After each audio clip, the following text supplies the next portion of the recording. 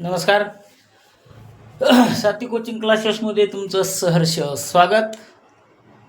आपण पाहत आहोत वर्ग 10वी गणित भाग 1. याच्यामधलं प्रकरण दुसरं, ज्याचं नाव आहे वर्ग समीकरणे. आणि यामध्ये आपण आतापर्यंत पहिला, दुसरा आणि तिसरा प्रश्न पाहिला. आता चौथ्या प्रश्नामध्ये काय दिलं आहे का, वर्ग समीकरणासमोर दिलेल्या चलाची किमती त्या समीकरणाची मुळे आहेत का नाही ते तुम्हाला ठरवायचं आहे. म्हणजे याच्यामध्ये काय असणार आहे, आपल्याला एक वर्ग समीकरण दिलेलं असेल आणि त्याच्यामध्ये एक चल आहे, त्या चलाला दोन किमती दिलेल्या असतात. मग त्या दोन किमती त्या चल घेऊन ते वर्ग समीकरण तयार होईल का नाही होईल हे तुम्हाला याच्यामध्ये पाहायचे. हे पाहण्यासाठी आपल्याला समीकरणामध्ये डावी बाजू उजवी बाजू असं दिलेलं असेल. लक्ष द्या, प्रश्न चौथ्यामधला प्रश्न पहिला आपल्याकडे दिलेला आहे बघा, पुस्तक काढ रे बोल बघ. याच्यामध्ये एक्सचा वर्ग अधिक 4x वजा 5 बरोबर 0 असा प्रश्न आपल्याला दिलेला आहे. एक्सचा वर्ग वजा 4x अधिक 4x वजा 5 बरोबर 0 असं समीकरण आपल्याला दिलेलं आहे. आणि त्याच्यामध्ये चल आहे x, त्याच्यात दोन किमती आपल्याकडे दिलेल्या आहेत. x बरोबर 1 दिलेली आहे आणि कॉमा ऋण 1 अशा दोन किमती त्यामध्ये आपल्याकडे दिलेल्या आहेत. मग आता ह्या दोन किमती करून काय करायचे, तुम्हाला समीकरण लक्षात घ्यायचे. लक्ष द्या, एक्सचा वर्ग अधिक 4x वजा 5. आता जिथं जिथं x आहे तिथं तिथं तुम्हाला x बरोबर 1 ही किंमत ठेवून बघायची आहे. मग आता या समीकरणाच्या समजा हे समीकरण आपल्याकडे दिले. मग समीकरणाच्या डाव्या बाजूमध्ये आपल्याला x बरोबर 1 ही किंमत ठेवायची आहे. समीकरण कोणत्या बाजूला, डाव्या बाजूत. मी शॉर्टमध्ये लिहिले बरोबर. डाव्या बाजूत आपल्याला काय ठेवायचं आहे, x बरोबर 1 ही जी किंमत आलेली आहे तुमच्या ती ठेवायची. मग आता लक्ष द्या, ज्या ठिकाणी इथं x वर्ग होता म्हणून आपण 1 वर्ग घेतला, 4x होतं म्हणून 1 गुणाकारामध्ये 5 बरोबर 0. समीकरण तुमचं अशा प्रकारे तयार झालेलं आहे.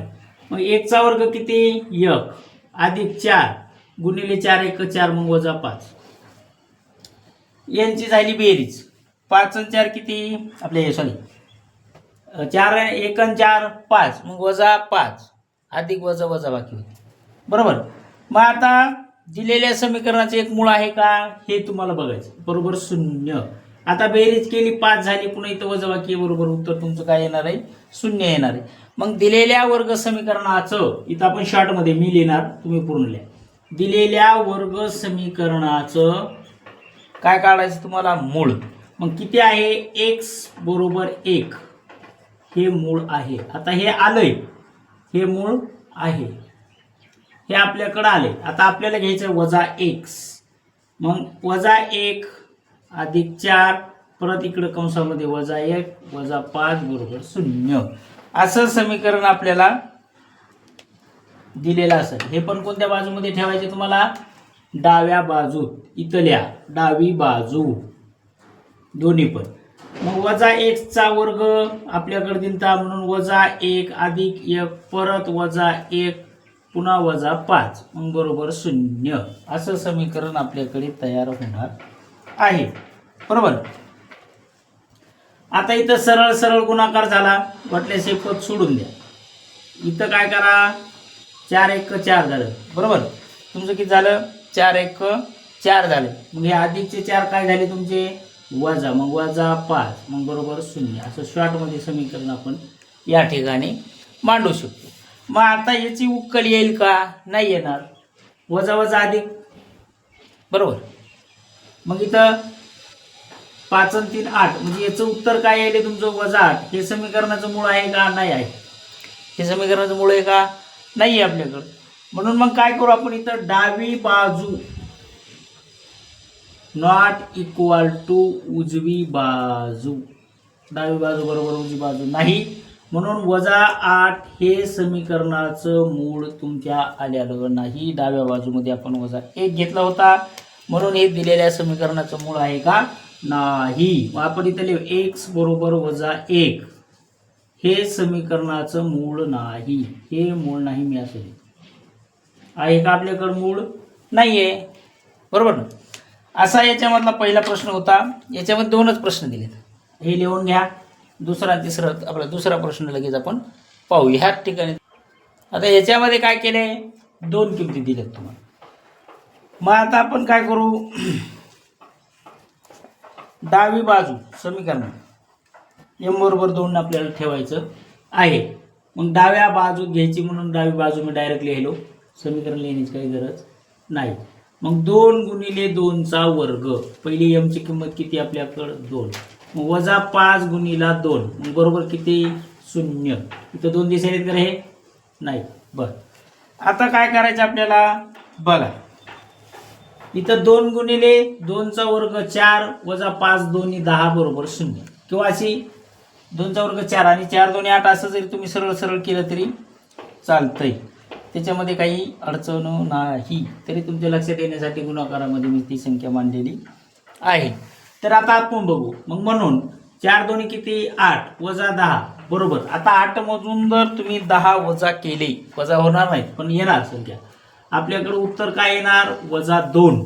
आता वजा 2 हे समीकरणाचं मूळ आहे का, m बरोबर 2 किंमत घेतली होती. मग आपण लिहू m बरोबर 2 हे समीकरणाचं मूळ नाही. कारण का, तर इथं वजा 2 आले, है का, वजा 2 आलेत म्हणून हे समीकरणाचं मूळ नाही. बरं ठीक आहे, मग आपण काय करू, हे मूळ बसते का बघू. मग त्याच्यासाठी काय करायचं, परत डावी बाजू आणि उजवी बाजू याच्यामध्ये. मग आता आपण इथं 2 घेतले, मग 5/2 कंसाचा वर्ग वजा 5 पुन्हा कंसात m आहे आपल्याला घ्यायचे 5/2 आलं का, आलं.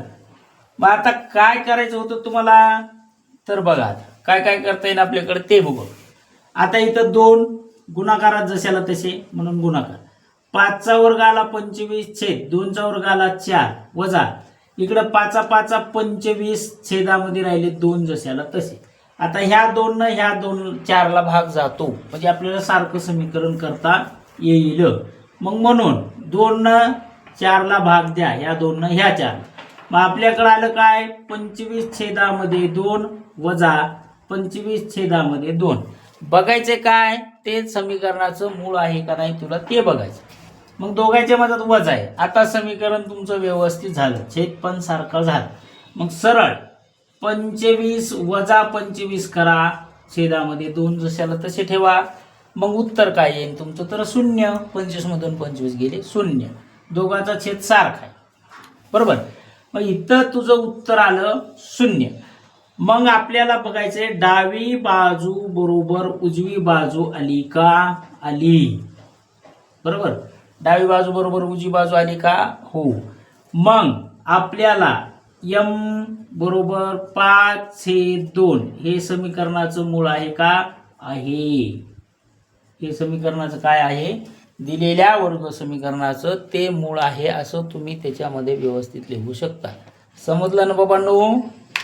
नसलं समजतं आपण रिपीट करू शकतो तर, है का नाही. कोणाला काय अडचण आहे का, 2च प्रश्न दिलेले होते बघा. आणि काय जिथं तुम्हाला चल दिले, प्रत्येक चलाच्या वेगवेगळ्या किमती दिल्यात. अनावधानानं परीक्षेमध्ये असा प्रश्न जर तुम्हाला आला तर पटकन सोडवता आला पाहिजे आणि आपल्या लक्षात पण ते राहायला पाहिजे. बघा आता प्रश्न 5वा आपल्याला दिलेला आहे. तिथं तुम्हाला k ची किंमत काढायची, याच्यामध्ये खूप सोपं आहे दिलेलं. तिसऱ्यामध्ये काहीच नाही, लिहून घ्या. चला प्रश्न पहा काय दिला 5वा तुम्हाला पुस्तक असेल ना तुमच्याकडं.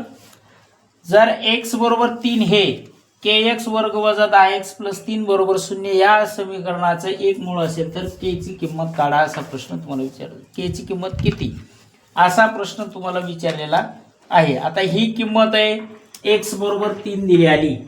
आपल्याला समीकरण आहे x बरोबर 3 ही किंमत दिलेली आहे त्यांनी बरोबर. हे एक समीकरण आणि समीकरण काय दिले तुला, kx चा वर्ग, त्याच्यानंतर काय वजा 10x वजा 10x अधिक 3 बरोबर 0 असं समीकरण तुम्हाला दिलेलं आहे.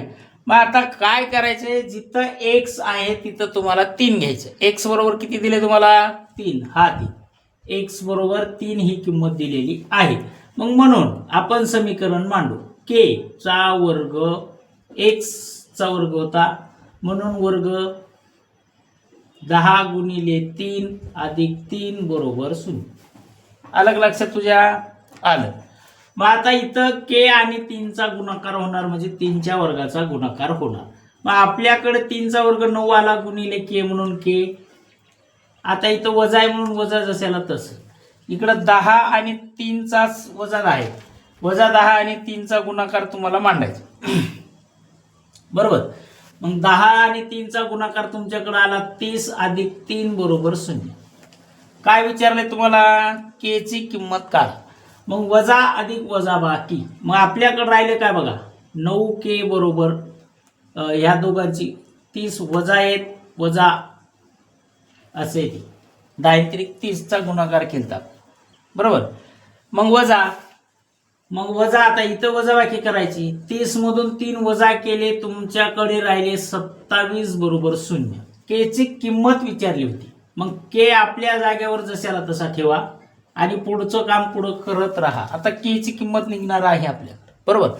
म्हणून मग के बरोबर 27 च्या ठिकाणी हे 9 गुणाकारात आहेत, म्हणजे इथं भागाकारामध्ये येणार आहे. बरोबर. मग आता के ची किंमत किती आली तुमच्याकडं?